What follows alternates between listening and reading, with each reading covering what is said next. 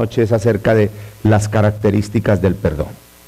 Mateo capítulo 18, versículos 21 y 22.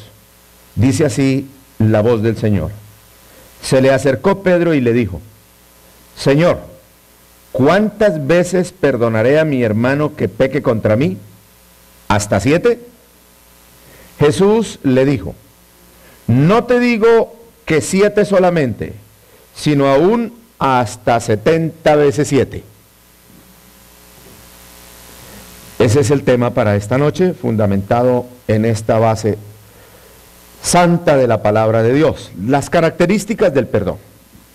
En esta congregación y en otras, y en la radio y la televisión, y todos los predicadores que usted escuchan a través de otras naciones, de distintos canales de televisión, que yo sé que ustedes escuchan, que van a visitar iglesias, ustedes han oído cualquier cantidad de mensajes acerca del perdón. Y hemos oído, hemos enseñado que perdonar es olvidar, porque la palabra dice que Dios perdona y se olvida del pecado. La aclaración que yo quiero hacer es que hemos estado en un error, en una equivocación. Y entonces le decimos a otros hermanos: hermano, perdone, olvide como olvida Dios, porque perdonar es olvidar. Y resulta que ese verbo olvidar, que está en Hebreos 8, capítulo 8, y en Hebreos 10, capítulo 17, la raíz del significado hebreo de esa palabra, olvidar, es no retener, castigar. Y vamos a ver por qué el Señor dice eso. Pero para entenderlo quiero decirles esto. Dios es omnisciente, todo lo sabe. Es omnipresente, está en todas partes. Como es omnisciente, Él no se propone olvidar nada, porque todo lo tiene delante de sus ojos y todo lo sabe. Lo que verdaderamente quiere decir cuando Dios dice olvidar, perdonar es olvidar, lo que Dios nos está diciendo es que no retiene nuestras ofensas, que no retiene nuestros pecados para usarlos en contra nuestra y aplicarnos un castigo. Amén. No se le olvide eso. Ahora, si nosotros en algún momento perdonamos a personas que nos han ofendido y olvidamos el daño que nos hicieron, eso viene a ser consecuencia de la subconsciencia. Ay, pastor, ahora usted empezó aquí a hablar raro. No, es que usted tiene que ser bien formado en la palabra de Dios. Si olvidamos, es consecuencia de la subconsciencia. ¿Y qué es subconsciencia?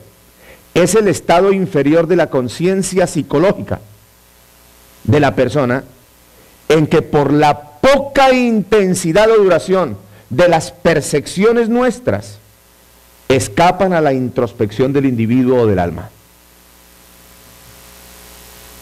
Compre el CD para que se aprenda eso. Amén. ¿Y qué es introspección? Es el examen del alma. Es decir, como consecuencias de la subconsciencia, esas cosas que son de poca intensidad en nuestra vida, escapan al examen de nuestra propia alma, a nuestro autoexamen delante de Dios. Ahora, si nosotros deseamos y nos proponemos parecernos al Señor Jesucristo en algo, entonces tampoco debemos usar las ofensas de otras personas en contra de ellos. No retenerlas para hacerles daño, no retenerlas para responderles desprestigiándolos, poniéndoles por el suelo, causándole daño moral, económico, etc. Amén. Porque si esas personas nos han ofendido y nosotros retenemos la ofensa para hacerles daño, pues nosotros no somos mejores que ellos en nada. Hagamos la diferencia. Aprendamos a perdonar y aprendamos a disfrutar de las características del perdón. Ahora, aquí viene algo bien importante. Perdonar no es tolerar el pecado. Perdonar tampoco es dejar de lado los efectos y las consecuencias del daño que alguien nos hizo. Y entonces cuando ve una persona, pero luego no le dijo que lo perdonó porque no fue a almorzar con él o con ella. Ahora les voy a decir por qué. Uno puede perdonar, pero es necesario tomar medidas de precaución para no ser herido una vez y otra vez y otra vez. Porque de tantas heridas se deshace el corazón. Ahora, perdonar no es tolerar el pecado. Perdonar no es permitir que a nosotros nos conviertan como en el tapete de la puerta de la entrada de la casa para que los demás se limpien los zapatos. Dios nos mandó ser mansos, pero no mensos. Cuidado con eso. Ahora, escuche lo siguiente.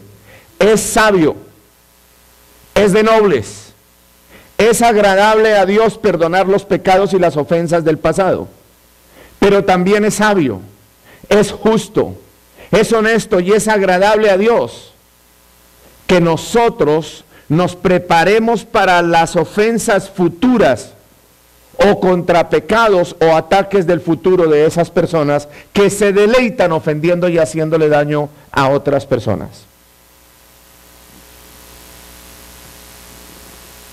Mis amados en el Señor, no debemos tolerar el pecado para no tolerar la manipulación, para no tolerar el engaño, la inmoralidad,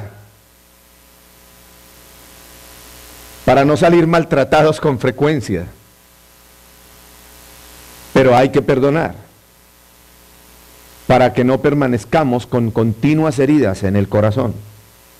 Así que hasta aquí podemos decir que perdonar incluye estar firmemente determinados en erradicar las ofensas del pasado de nuestra vida, de nuestro hogar, de nuestras relaciones sociales, de nuestra iglesia. No mezclemos lo de afuera con la iglesia. Cuando se hace eso, se afecta corporalmente la iglesia y el pastor tiene que actuar. Ahora, ¿cómo podemos saber que nosotros hemos perdonado? Escúchelo bien. Una señal clara de perdón, o unas de las señales claras del perdón, es cuando nosotros no buscamos la oportunidad de revancha o de venganza contra la persona o las personas que nos han ofendido.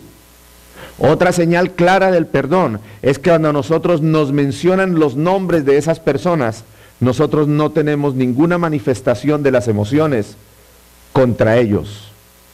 No sentimos odio, no sentimos rencor, no sentimos rabia, no sentimos deseos perversos para desearles el mal. Son señales claras del perdón. Nosotros no podemos tomar y hacer justicia en nuestras manos, ni podemos tomar venganza contra lo que nos han ofendido, porque Dios condena eso en la palabra y porque Dios tiene estipulado que la venganza del cristiano le corresponde a Dios. Habla su Biblia, por favor, en la epístola de los Romanos, en el capítulo 12 y el versículo 19. En Romanos 12, 19, la voz del Señor, su santa palabra nos dice: no os venguéis vosotros mismos, amados míos. Ese es un mandato, una orden divina. No se vengan ustedes mismos, amados míos. Dejen lugar para la ira de Dios, porque escrito está: mía es la venganza, dice el Señor. Dígale a su compañero de asiento: si se ha vengado contra alguien, esta noche es noche de arrepentimiento y de perdón. Pero no vuelva a vengarse contra nadie, porque la venganza tuya le corresponde a Dios.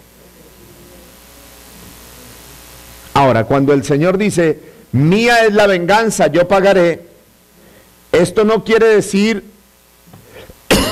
perdón, esto quiere decir que Dios nos manda, que Dios prohíbe rotundamente que nosotros nos venguemos contra las personas que nos ofenden, contra las personas que nos hacen daño.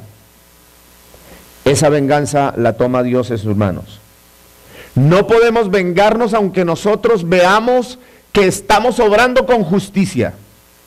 Dios no nos ha establecido por jueces. Dios nos permite dudar, pero no nos permite juzgar. El único justo y perfecto juez se llama Jesús de Nazaret. Él será el quien juzga como corresponde y de manera perfecta. Por eso dice, mía es la venganza, yo pagaré. En otras palabras, cuando yo juzgue esa actitud, yo les daré la recompensa que ellos se merecen. Y esa es la recompensa perfecta. Amén. Ahora, aquí, cuando nosotros perdonamos, hay una segunda enseñanza, hay como una disyuntiva que nos muestra dos cosas maravillosas que ocurren cuando nosotros perdonamos. Número uno, es que el beneficio del perdón es para la persona que perdona. Tenga eso claro. Si yo perdono a quien me ha ofendido, yo soy el que recibo el beneficio. Yo soy quien recibo las bendiciones de Dios. Y número dos, nosotros perdonamos al que nos ofende, pero vamos a vivir con las consecuencias de la ofensa que nos hicieron. Siempre van a estar ahí. Y va a haber momentos en que usted las va a recordar y las va a mencionar. Y a veces decimos, las menciona con frecuencia porque está herido, está sangrando por la herida. No, a lo mejor esa persona perdonó, pero está viviendo con las consecuencias de una herida que le hicieron.